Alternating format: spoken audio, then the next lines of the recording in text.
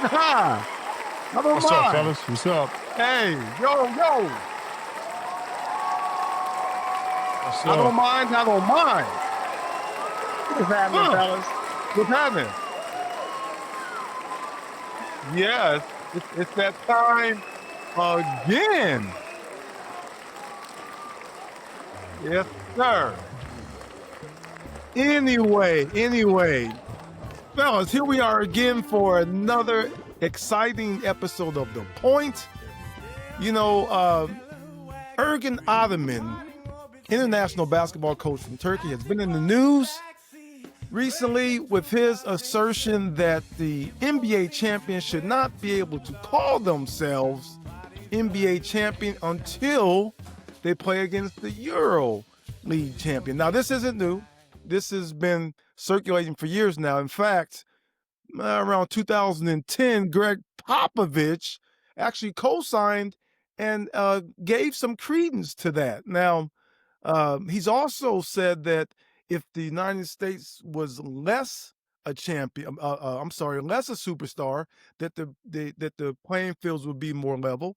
Now, I'll say this: I really truly believe that the NBA obviously attracts the top talent in the world, but internationally, the game has risen to a standard where the champion of the EuroLeague or these other countries are actually legitimate organizations. And maybe it's time for there to be some type of head-to-head competition so we get to see. What do you guys think? Yeah, I would definitely be in for that, and that has to do more with they, like you said, they have risen to the competitive level that they're able to have. So I see that as, and not only this, think about it. The last, what is it, 3 years, the MVP has been who? You know, International so International guy. players. That's Yeah. fine. That's yeah, fine. yeah, Understandable. and I think it would give, because you've heard other people say this. You heard the track guy Noah talk about it and No, say, Noah Lyles said that a few years Noah ago. Lyles said the same thing. Mhm, So it mhm. isn't like the international people are the only one thinking that way. It's even some Americans. So I think it would. I think it would even give basketball in the NBA more more credence to what it is. You know what I mean? So That's right. I do think it. I think it'd be good. I think that I too. think I think it'll generate money for the television networks. That's what I think. Like I said, because like I was telling Troy a little earlier, I think the United States players have everything to lose, nothing to gain. They don't. Like I say, every 4 years we play in the Olympics and we smash them just like we have been. I think it's going to be a little tough next the next Olympics because that's the way it's going. But as far as world champion, Popovich is real. He's real tight with the international community. I think he goes over and helps them coach and trains them, and he's probably helped him get to the point to where they are. With his with innovative training back in the day. I mean, now it's like it's like culture to them now. That's what they do. They're actually, like we said before, they're actually a bit more skilled than a lot of our players are out here. Yeah. Yeah. But Well, go ahead. no, I think that you're right in one respects that a lot of American coaches have pushed the process forward and internationally. But in terms of world play, I think the United States, in a lot of circumstances over the years, at least, has been at a Hmm. disadvantage because whenever there's international competition, we assemble a team on short notice to Oh go yeah. play against teams that have been able to develop chemistry. But now that's changing because now the top players in the NBA are international players. And so we Yes. well, earlier, what you take the top teams in the world. We got United States, Serbia, Germany, France, Spain, who am I missing? Australia. Who's the current champ? Who's the current world champ, international champ right now? I'm just trying to get to a point where Is it France? It's either France or Serbia, one of the two. I think it's France because France played the United States in the gold medal game. So I well, think that's the Olympics. That's not world play though, is it? that's Because not. It's not they're European. playing Yeah, now, aren't they? you're They're right. playing You're right. now. You're right. You're right. I don't. I'm not sure who the top but I know who the top teams are, but I don't know Okay. who the Yes. top dog is. But Okay. for me, it seems to be like when you talk about you had mentioned something that was on point, Ed. You said that, well, okay, let's say that Serbia is would be at a disadvantage if Mm-hmm. Denver wins the NBA title, because now how do you work that out? How does Denver play the Serbian team? But I think that what they're saying is the Euroleague champion that just at least have the Yes. Euroleague it's hard for me to how do you pronounce it? Panathinaikos, whatever you say, those Yeah. types of teams, the Turkish teams, all the collection of teams in the EuroLeague, that champion goes against the NBA champion. They're not winning. They're not winning. They're not getting that win, man. It's I not think happening. so. They're I think not. the United States does have something to gain because you know the speculation is such that it could go either way because you have a bevy of international players having success in the NBA, but it's different because we have the collection of the most talented players. So I would just like, as a fan, that I would like to see it happen as a fan. But we also seen this coming in the way that the Europeans approach development, approach Mm-hmm. team concepts. We've seen this coming. This isn't like, I mean, because if you think about it, when we had the first USA team with Jordan and all them on it, they were learning from us. They were learning. And you were getting the coaches over there that were teaching and all that right Mm-hmm. there. So it was only a matter of time. Now, what has happened, the roles have been reversed. If you look back when the first dream team went, all those guys learned how to play the game as a team and fundamental skill development and playing the game the right way. We went the opposite way where we're so one-on-one driven Mm-hmm. that now all of a sudden we're not the top players anymore because it's not about team anymore. It's about me and how I can image my brand. Well, That's where we've gotten caught. yeah, the N1 Yeah. influence. I mean, you had ESPN is guilty also, because I remember speaking on this before, that ESPN was a fledgling outfit at the time, and so in terms of Olympic outcomes, obviously the dream team's going to win the gold medal. So how do they generate interest? They show all these fantastic plays. They show the greatest highlights that they can come up with to try to keep people's attention. So Mm-hmm. our kids learn to become N1 players and ball up players, while the world learned the nuts and bolts of the game from Bird, Magic, Stockton, and all those players who were playing the game, yes, in a flashy type of way, but certainly fundamentally sound. Mm-hmm. Yeah. Well, I think the NBA has been, like you said, they've been guilty of it because entertainment has been their number one product maker.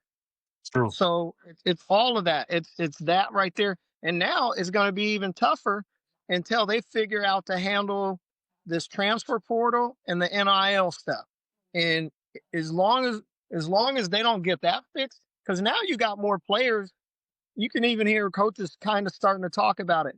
Now, I was listening to Calipari the other night, and he was talking about, we got to do something about this transfer rule because a guy can go to 4 different schools in 4 years.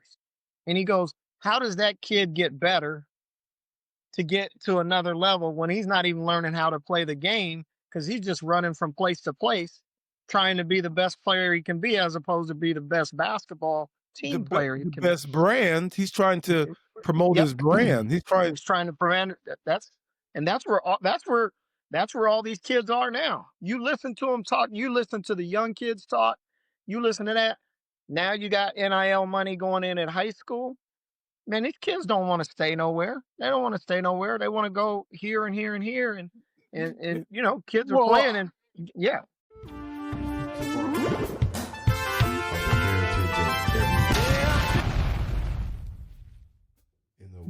They shouldn't be. I don't want to be forced to. I don't want to be forced to have to stay and give the power back to the school and back to the coaches. I don't want that. I want them to continue to get the NIL money.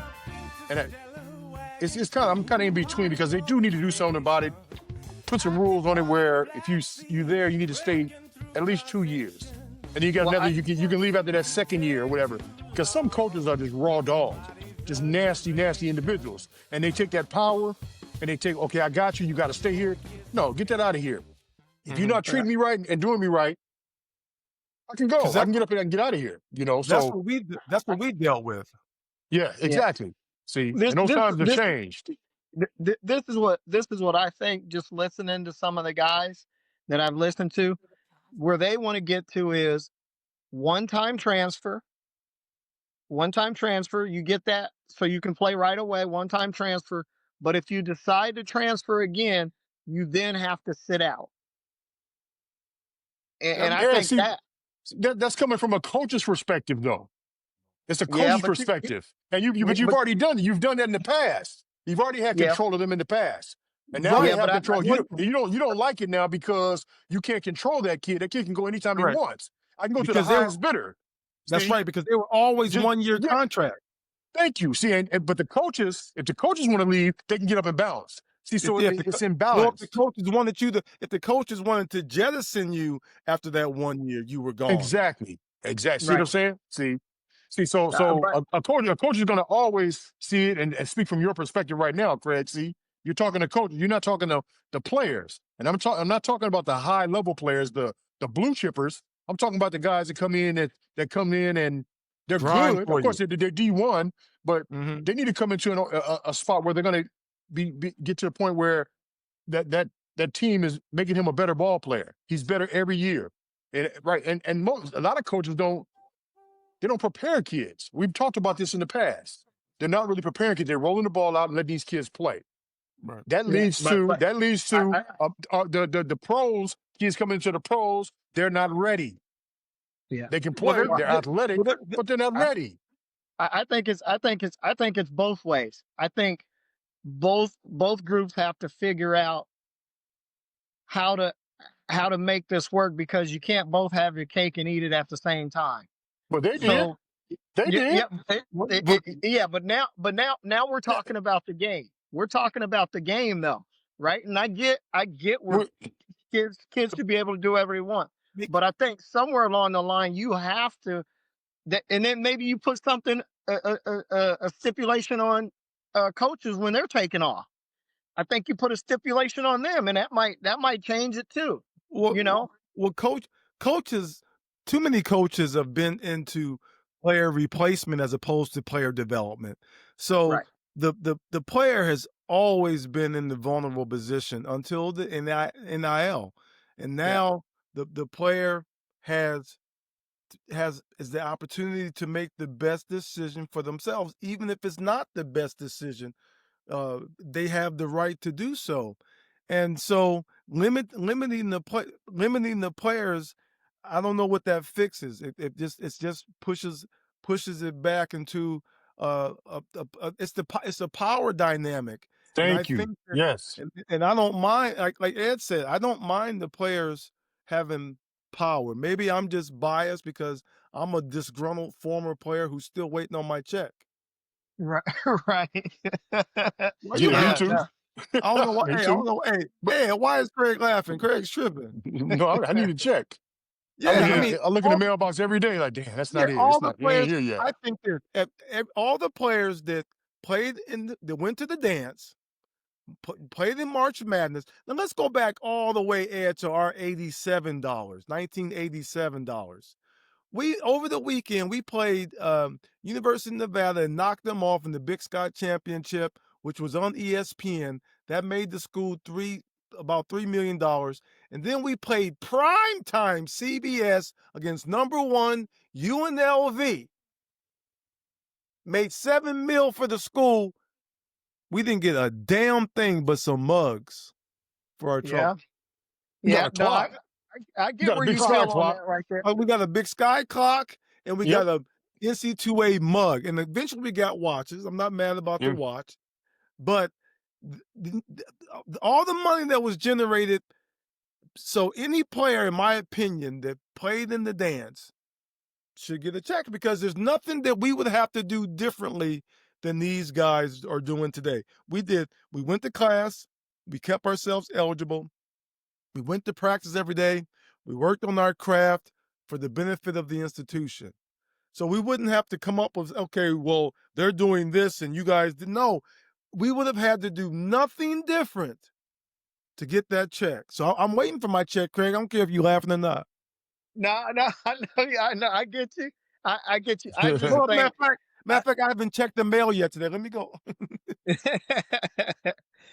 but what I do say is this right here is if we're thinking about the game, if we're looking at it in just the game format, thinking about the game, there has to be something different.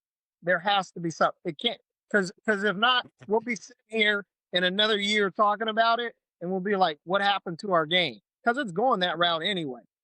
You know, what happened to our game? How come we're not? How come now these players from overseas are now the top players in our league, and they're already kind of there. Well, maybe that has nothing. That Uber. has nothing to do with the power dynamic with the NIL, man. It has nothing to do with that, Greg. In my Well, I opinion, think that, well, that's apples and oranges. See, well, see, I this believe is it's where apples and oranges. this is where I kind of see it a little bit differently. Is this right Okay. here? Is yeah, I'm all for people making their money and making their bread and doing those things right there. But what is happening is this right here is the game totally is losing out. It's losing out. And like I said, it's even now starting at, like I said, these kids are going to be getting paid at 4th, 5th, 6th, 7th grade. Well, That's- okay? But maybe this, maybe just like high school basketball is becoming rather, it's moving, trending towards.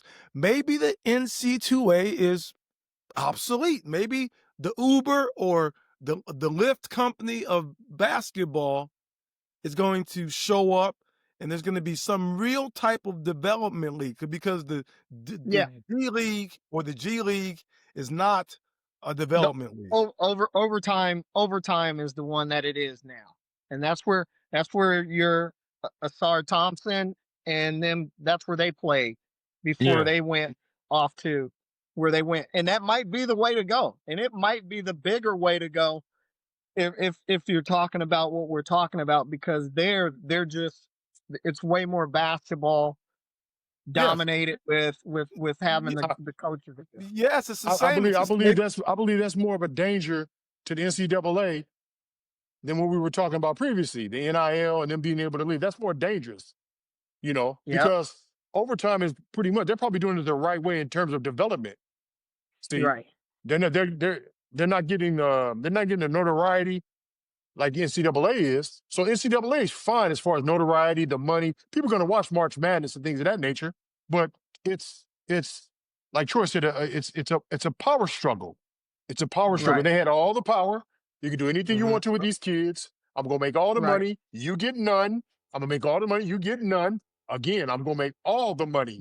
You get no none. loyalty. See, No loyalty. nothing. I don't owe you Right. anything. Right. I got all the I power. get- You better do what I Yeah. tell you to do, or you're going back home. Okay, so that's changed now. See, it's changed. I don't agree with kids getting money in high school. I mean, high school, even junior high. I don't believe in that. I believe Why not? no. Why Why would you not? pay a kid in? No, because I believe you lose the incentive.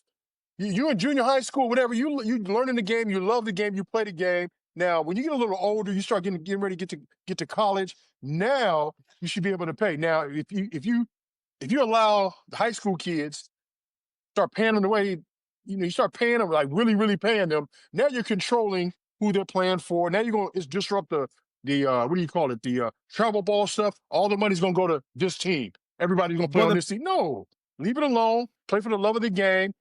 When you get to the NCAA, then that's when the money comes in. Now you've earned it. Yeah. All that work I put in, now I've earned this money.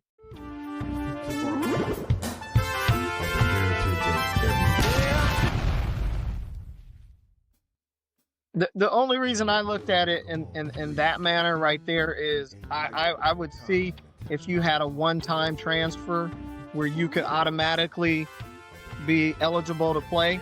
I think that's good. And then the second time you want to leave, the next time you want to leave, it's like redshirting. You have to sit out a year. And then you lose a year?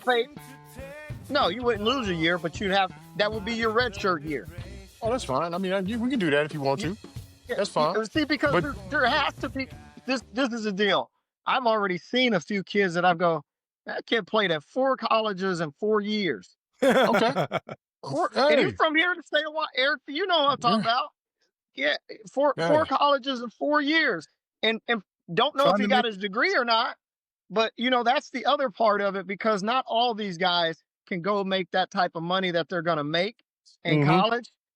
So how do they prepare for the next phase of their life? How many people are thinking about that as opposed to just thinking about, I'm getting the money grab right off the bat, which I get. I get that right there. But everybody's different.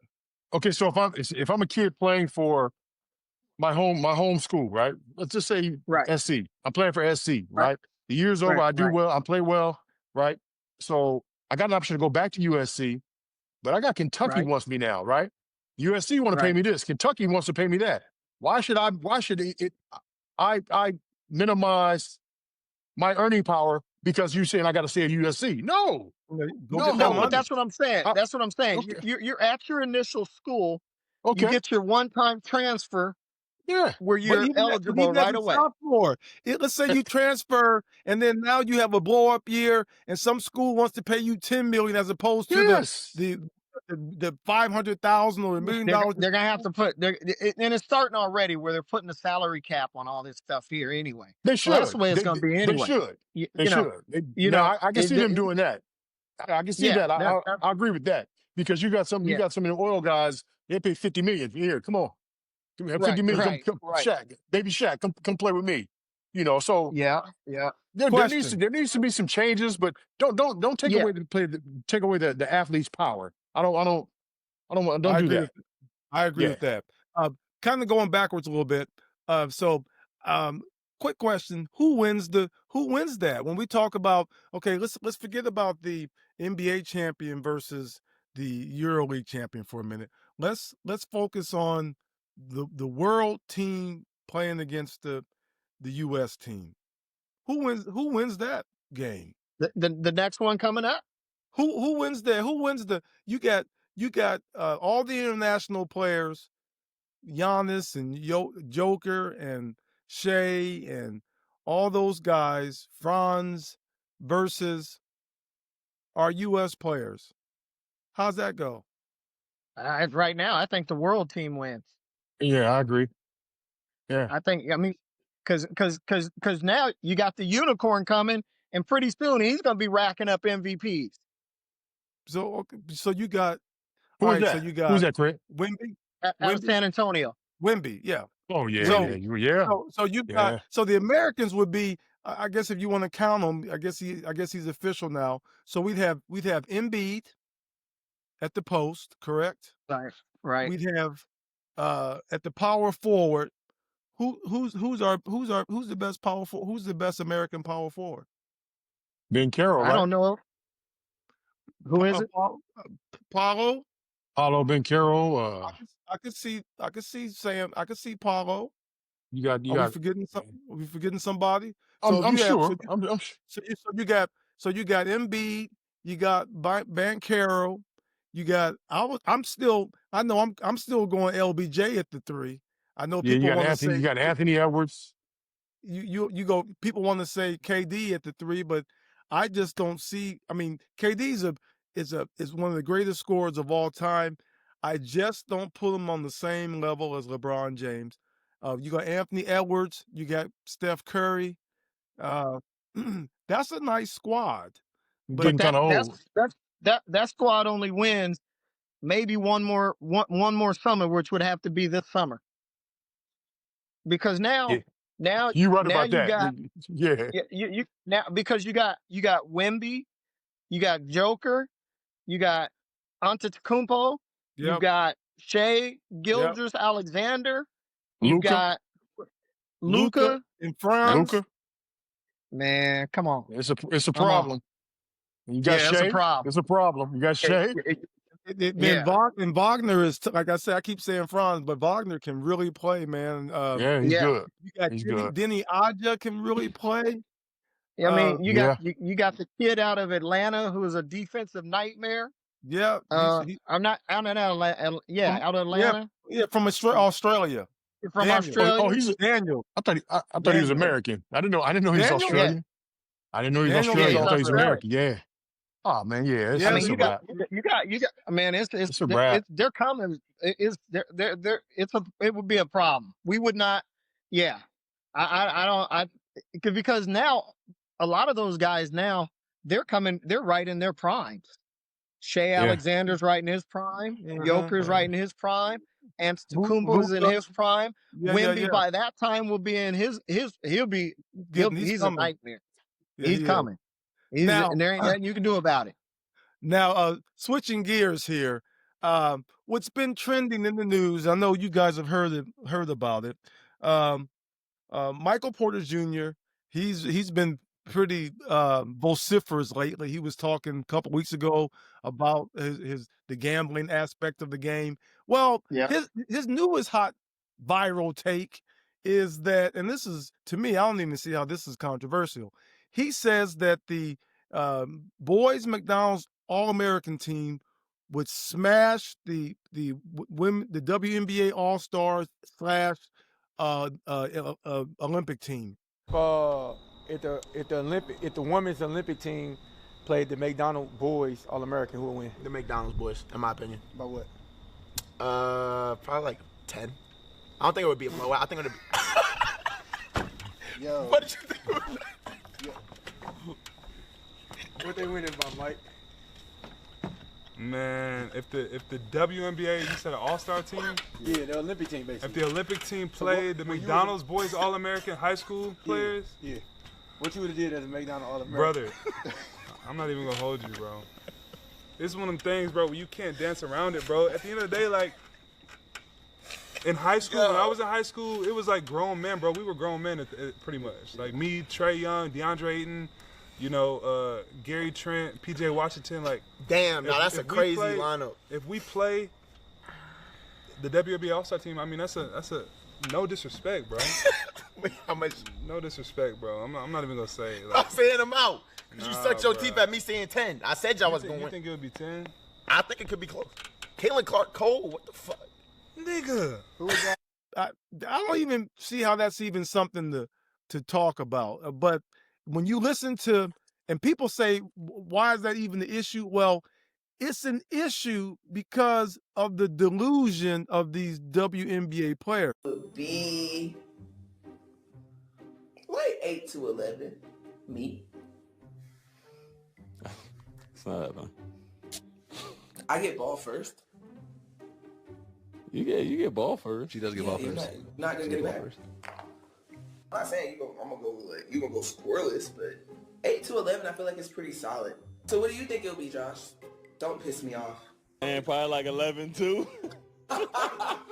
You're sick. I'll say probably like 11-7. Okay, that's fair. Wilson can't beat nobody in the NBA. No, that might get spooky. not one. It's really gonna beat your ass. Like, Yeah, nah. The top WNBA player is not beating the 12th man. she's not beating a nigga in the G League. She's not beating a nigga in college. Aja Wilson has the audacity to believe, and boy, I tell you what a classy performance from Josh Hart, just listening to her as she talked to him as if she can get that ass.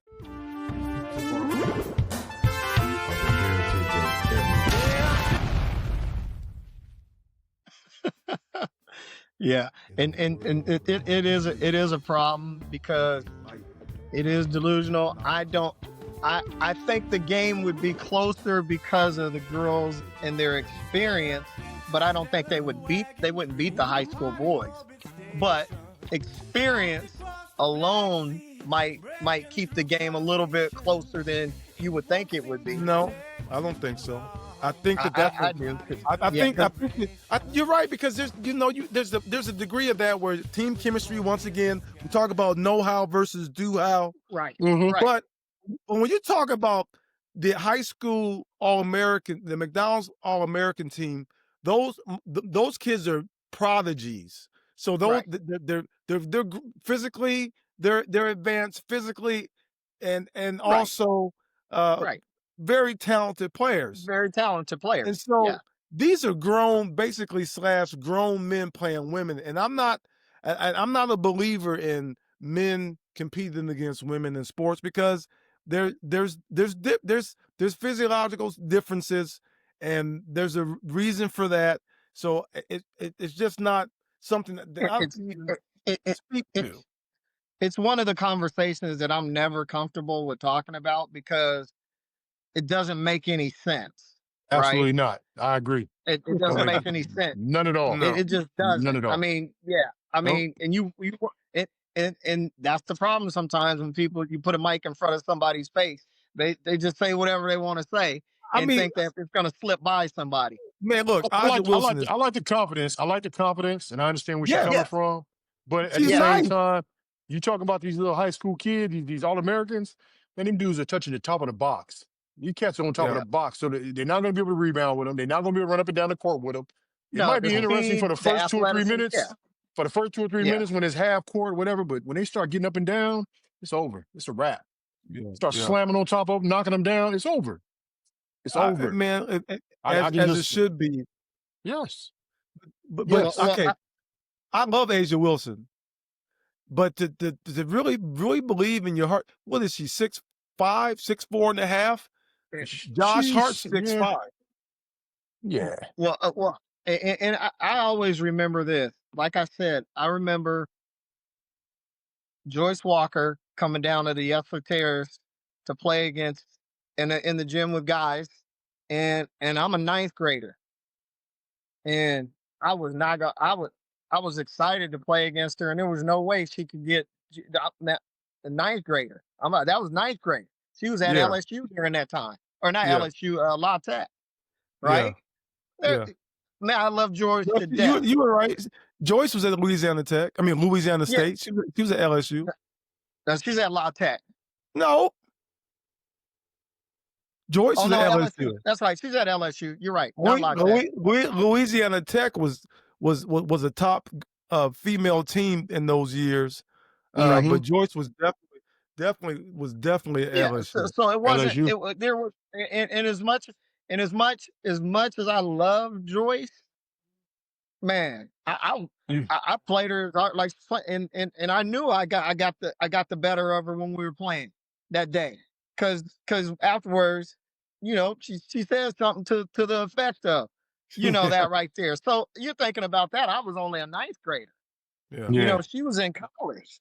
Now you go from a senior to maybe the couple years, and now your game is so totally different by the time you get to being a senior as it was when you're. I mean, so those conversations, it's fun because you love that, like you love that girls play against guys. You love that. Yeah. But if it was real game with referees and what's going on, there's physically it just doesn't match. It doesn't match the way that people see it. No, that would be a colossal mismatch, and it would be it. But those type of scenarios are just don't honor the game, because it's you have two different universes, and I think they should be respected as such, because the girls' game has come a tremendous a tremendous distance as its own thing.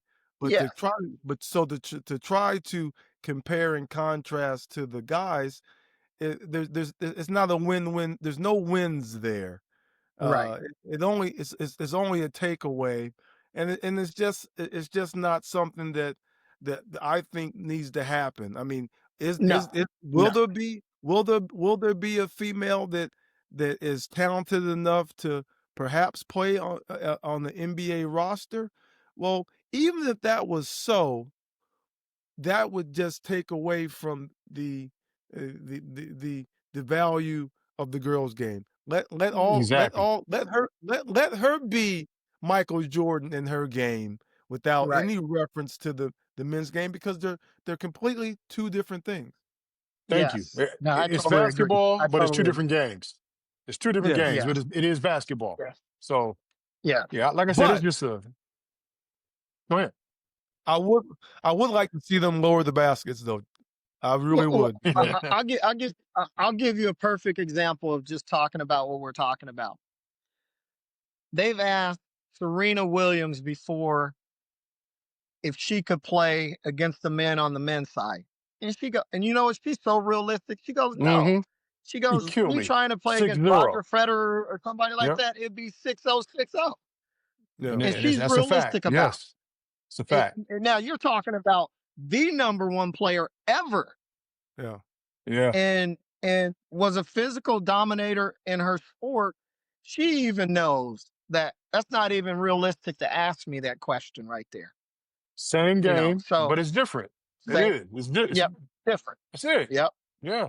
It's down the line. It's golf, the same thing. You know, the Love the guys hit the confidence, ball though. further. Yeah, all those. Yeah. So But definitely. it sure is fun to see the rise of the women's game. Oh yeah. I sure do enjoy watching the ladies play, and you know what Paige is doing as a rookie is absolutely phenomenal. Mm-hmm. It's absolutely I phenomenal. love watching her game. I love watching her I game. can't wait to see Juju land in the league. Oh yeah. Yeah. I mean, and as you know, the playoffs are on the horizon, and Mm-hmm. at every level. I mean, the NBA is a great game, but you know, there's nothing like the NBA playoffs. We think that there's nothing like March Madness while we're watching it, because that's Yeah. also incredible. But Right. the NBA playoffs is such a high level, and I'm excited to watch the girls play. I'm ready to. Oh yeah. Hey, right. Yeah, the playoffs You can be got about another 3 weeks before the season ends, man, and everybody's fighting to make the playoffs, right? right. So if you Right. can, turn the TV on and just take a look and watch some of these teams, because the playoffs is gonna be nice. They're gonna Yeah. fight. It's Yeah. gonna be competitive, man. I'm telling you, it's gonna be nice. Yeah. No, it'll be fun to Yeah. watch. Yeah. I'm Hey, excited to go ahead. go ahead, Ed. No. I was just saying. I know. We almost there, man. Getting late, man. I wanted to say something before we got off, real quick, man. When I was in the travel ball scene, right, in the gyms, right. I think my son was like 10 or 11, and he was playing, man. So I was in a gym in Compton, right. So he running up and down the court or whatever, and I was talking to a guy, man, and then guy comes down, sit down on the other side of the guy. So the guy that I was with, he gets up and walks out. I look over to the right, it's George Raveling. So we sitting there, man, we talking, he chops it up, Oh we yeah. just chipping it up, talking about nothing. And when I recognized him, I swear, man, I was in awe. I and I'm never like that. I don't care, I ain't no fanatic, but I'm a basketball player, and I know how important George Raveling is Yeah. to the game. My son finished, right? He finished the game. Yeah. Dad, you ready? Come on, you ready to go? I was like, man, go on. Go on. Tell me to get him out of here, because I don't want to stop talking to George Raveling. Man, we talked about nothing, but we talked about everything in about 10 or 15 minutes, right? I got up and shook his hand, man. Pleasure to meet you, whatever. I just say that, man, just to say rest in peace, George Raveling. And hey, that's it. That's it. Definitely. I, Yeah. A great ambassador of the game. Oh, Great man. person. Absolutely. I talked to him once. He's a great guy. Absolutely. Yes. And also I say rest in peace. Yeah, man. The American game lost to icon. Absolutely. yes, Absolutely. Yes. that's a good look at. Yeah. Rest in peace, Coach. That's a good look. Definitely. Well, it's that time. that time. That time. If this was your first time watching us, please subscribe, like, and comment Definitely. if you would. You know, we always enjoy interacting with you guys.